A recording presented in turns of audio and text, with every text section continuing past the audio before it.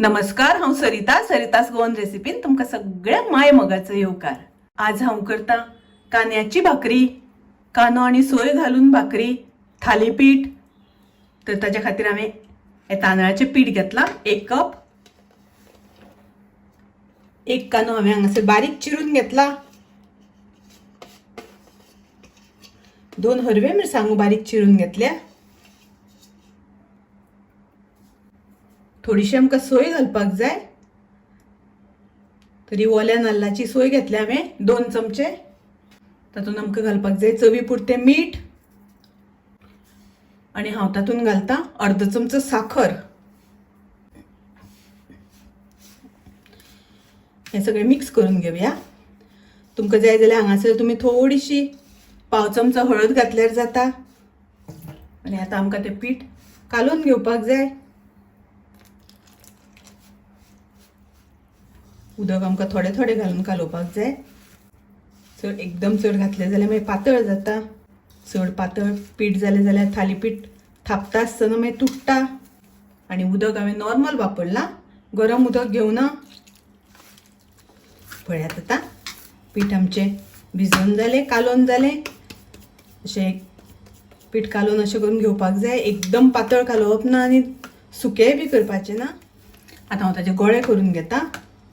तर 1 कपान म्हणजे 4 थालीपीठ जाता। आणि आता आमी थालीपीठ थापपाक सुरवात करूया।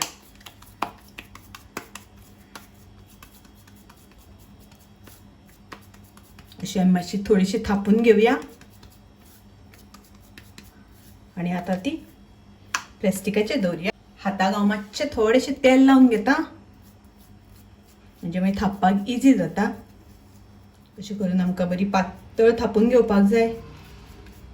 पळयात बरी पातळ, जितली पातळ थापता तितली चड बरी लागता। आमकां केळीचें पान मेळटा जाल्यार केळीच्या पानार सुद्दां थापल्यार जाता। आतां हांवें गॅसार तवो तापत दवरला।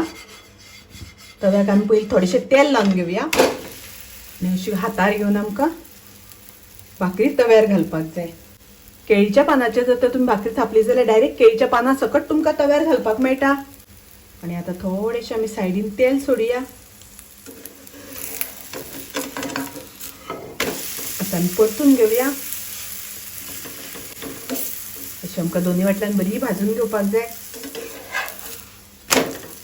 परत एकदा परतून घेता हांव। पळयात भाकरी आमची बरी भाजल्या, एकदम खुसखुशीत अशी जाल्या। पळयात दोन्ही वाटल्यान बरी भाजल्या, मस्त एकदम भाजल्या। आता ते हांव काढून घेता। आता पळयात थालीपीठ आमची तयार आसा। मस्त भाजलात, एकदम खुसखुशीत अशी जाला।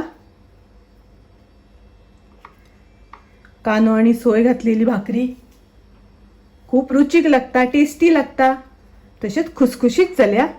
तुम्ही नक्की ट्राय करात। माझी रेसिपी आवडली जाल्यार लाईक करा, शेअर करा, तसेच माझ्या चॅनलाक सबस्क्राईब करात। परत मिळूया अशीच एक रेसिपी घेऊन। तोपर्यंत मस्त खायात, स्वस्थ राहात, देव बरे करू।